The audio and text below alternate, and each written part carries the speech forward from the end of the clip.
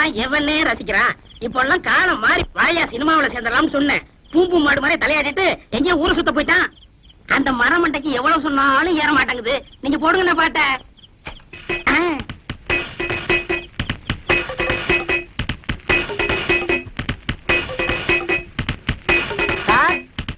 வாங்க குருவே.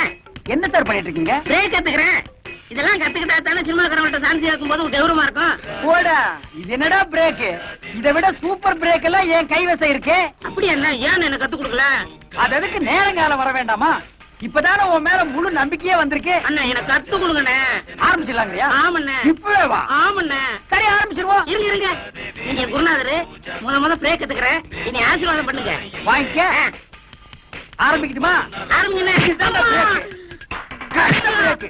German break, இது ரஷ்யன் பிரேக், இது ஜப்பான் பிரேக், இது சீக்கிரம் பிரேக்.